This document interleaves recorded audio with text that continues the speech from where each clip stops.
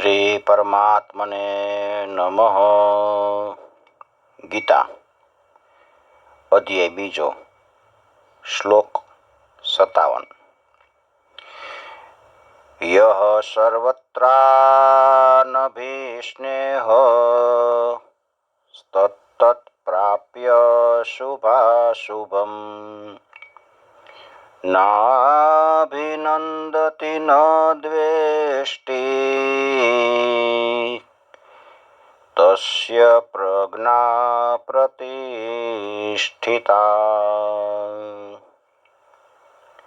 સર્વત્ર આસક્તિ રહિત થયેલો પુરુષ શુભ કે અશુભ પરિસ્થિતિને પ્રાપ્ત કરે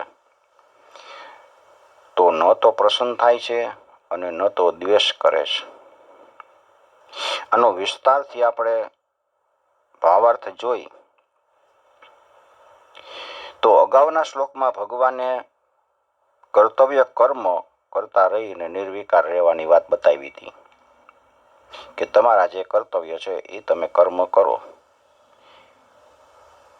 હવે આ શ્લોકમાં ભગવાન કર્મ અનુસાર, ભૂતકાળમાં આપણે જે કર્મ કરી ગયા છીએ એને અનુસાર આપણને પ્રાપ્ત પરિસ્થિતિ મળે, એમાં અનુકૂળતા મળે કે પ્રતિકૂળતા મળે તો એમાં આપણે સમ રહેવાનું, નિર્વિકાર રહેવાનું એવી વાત બતાવી છે.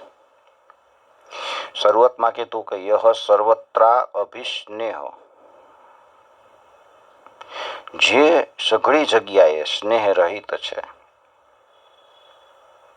સ્નેહ રહિત એટલે પોતાના કહેવાતા શરીર, ઇન્દ્રિય, મન, બુદ્ધિ, સ્ત્રી, પુત્ર, ઘર, ધન વગેરે કોઈ પણ જગ્યાએ આસક્તિ કે એને વળગણ હોતું નથી.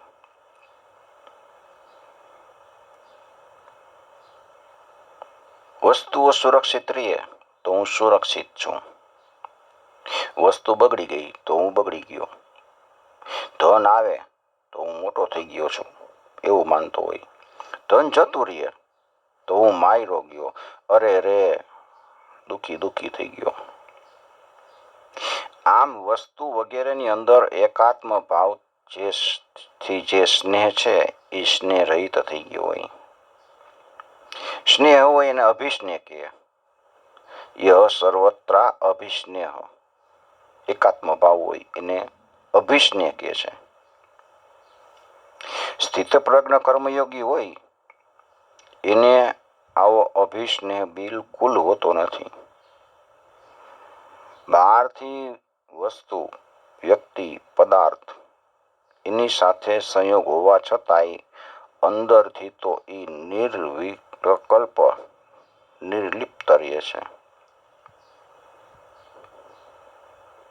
તત્ પ્રાપ્ય શુભાશુભમ નાભિનંદતિ ન દ્વેષ્ટિ.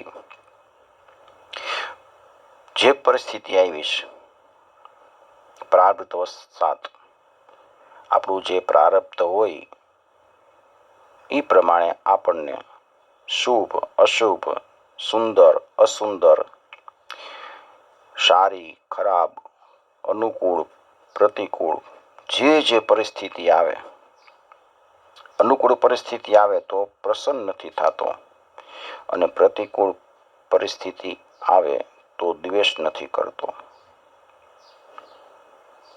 અનુકૂળ પરિસ્થિતિને લીધે મનમાં પ્રસન્નતા આવે છે ને, અને વાણી દ્વારા એને પ્રગટ કરવામાં આવે છે. અનુકૂળ પરિસ્થિતિ આપણને મળે તો આપણે સારું છે, બહુ ઘણું સારું છે ને એવું આપણે બોલી, એટલે વાણીથી આપણે એને પ્રકટ કરીએ છીએ. બહારથી આપણે ઉત્સાહિત થાય નવા વસ્ત્ર પહેરીને,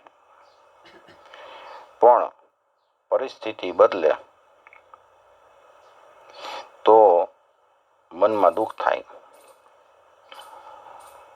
અનુકૂળ પરિસ્થિતિ આવે તો આપણે રાજી થાય ને એને અભિનંદન કહે છે. ના અભિનંદતી, અભિનંદન અને ન અભિનંદન. અભિનંદન એટલે આપણે રાજી થાય, ઉત્સાહિત થાય એને અભિનંદિત કહે છે. અને પ્રતિકૂળ પરિસ્થિતિ આવે તો દુઃખ થાય, ખિન્નતા થાય. આવું શું કામ થઈ ગયું? અરે અરે, આવું નહોતું થવું જોઈતું, આમ ન કર્યું હોત તો સારું હતું. હવે આ વસ્તુ કે આ પરિસ્થિતિ ઝટ દૂર થાય તો સારું. આને એ પરિસ્થિતિનો દ્વેષ કરવો એમ કહે છે. ઝટ જાય તો સારું. તો એને દ્વેષ કીધો છે. સર્વત્ર સ્નેહરહિત થઈ ગયો હોય, નિર્લિપ્ત થઈ ગયો હોય એ મનુષ્ય અનુકૂળ પરિસ્થિતિ મળે તો અભિનંદિત નથી થતો, અને પ્રતિકૂળ પરિસ્થિતિ મળે તો એને દ્વેષ નથી થતો. ટૂંકમાં કહેવાનું એટલું કે સારા માઠા અવસર પ્રાપ્ત થતા રહીએ તોય અંતરમાં તો સદાય નિર્લિપ્તતા જ રહે છે. તત્ પ્રાપ્ય શુભાશુભમ તત્. જે અનુકૂળ અને પ્રતિકૂળ વસ્તુ, વ્યક્તિ, ઘટના, પરિસ્થિતિ વગેરેથી વિકાર થવાની સંભાવના હોય છે. જે પરિસ્થિતિ આવે એનાથી આપણને વિકાર થાય. તો સાધારણ લોકોમાં તો આવા વિકારો જલ્દી આવી જાય છે, પણ સ્થિતપ્રજ્ઞ વ્યક્તિ માટે કોઈ પણ રીતે ક્યારેય આવા અનુકૂળ કે પ્રતિકૂળ સંજોગો ઉત્પન્ન થાય છતાંય એ હર્ષિત કે દ્વેષ નથી થતો. એને હર્ષ નથી થતો કે દ્વેષ નથી થતો. તસ્ય પ્રજ્ઞા પ્રતિષ્ઠિતા, એટલે એની બુદ્ધિ પ્રતિષ્ઠિત છે, એક રસ છે, એક રૂપ છે, પરમાત્માની સાથે પ્રતિષ્ઠિત થઈ ગઈ છે. સાધન અવસ્થામાં એની જે વ્યવસાયિત્મિકા બુદ્ધિ હતી એ હવે પરમાત્મામાં અચલ અને અટલ બની ગઈ છે, લાગી ગઈ છે. એની બુદ્ધિમાં વિવેક પૂર્ણ રૂપે જાગૃત થઈ ગયો છે. બુદ્ધિમાં વિવેક થવો જોઈએ. વિવેક એટલે જ્ઞાન. સંસારમાં સારા માઠા સાથે વાસ્તવમાં મારો કોઈ સંબંધ નથી, કારણ કે આ સારા માઠા અવસર છે ને એ તો બદલવા વાળા છે. સારો અવસર આવ્યો હોય તો એ બદલાય અને ખરાબ અવસર થાય, ખરાબ અવસર બદલાય અને સારો અવસર થાય, આવવા જવા વાળા છે. મારું વાસ્તવિક સ્વરૂપ છે ને એ કોઈ દી બદલાવાનું નથી. તો મારે આ સંબંધ સાથે શું લેવા દેવા? કોઈ પરિસ્થિતિ સાથે મારે શું લેવા દેવા? વાસ્તવમાં જોવામાં આવે તો ફરક છે ને એ તો ન તો સ્વરૂપમાં પડે છે અને ન તો શરીરમાં, ઇન્દ્રિયમાં, મન, બુદ્ધિ બધામાં. અને પોતાનું જે સ્વરૂપ છે એમાં કોઈ દી ફરક પડતો નથી. બહારની વસ્તુ છે એમાં ફરક પડે છે, આપણામાં ફરક નથી પડતો. પરિવર્તન જરાય નથી થતું. પ્રકૃતિના જે કાર્ય છે, શરીર એ બધું સ્વાભાવિક રીતે બદલતું જ રહે છે. શરીર બદલે, પહેલા નાના હોય, પછી મોટા થાય, પછી યુવાન થાય, પછી વૃદ્ધ થાય. શરીર બદલે છે. હું તો એને જ છું. આપણે એમ વિચારીએ કે હું તો નાનો હતો, હવે જો મોટો થઈ ગયો છું. એટલે આપણું અંદરનું જે આત્મ સ્વરૂપ છે ને એ બદલતું નથી. તો ફરક ક્યાં પડે? શરીરની સાથે આપણું તાદાત્મ્ય થઈ ગયું છે, એટલે આપણી બુદ્ધિમાં ફરક પડે છે. અને એ તાદાત્મ્ય જ્યારે દૂર થઈ જાય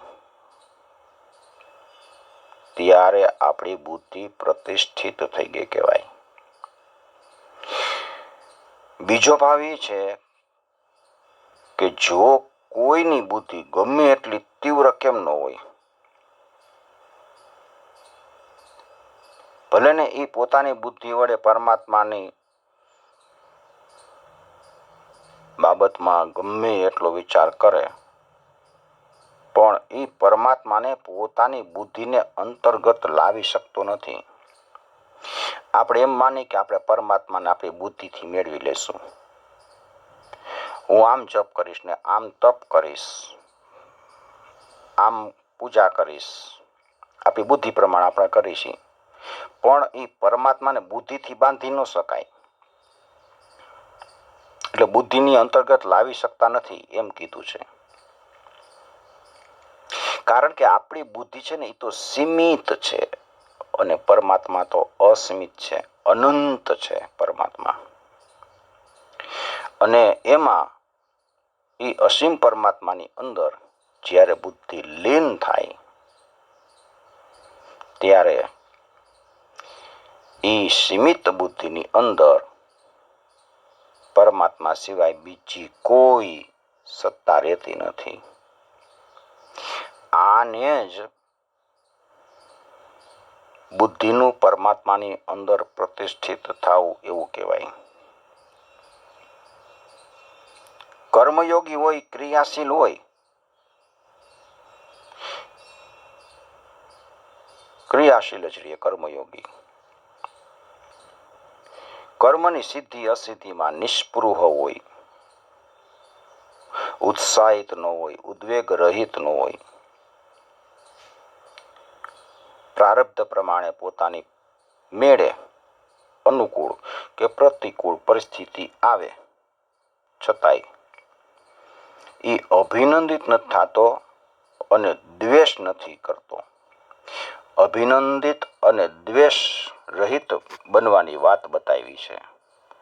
શ્રી પરમાત્મને નમઃ.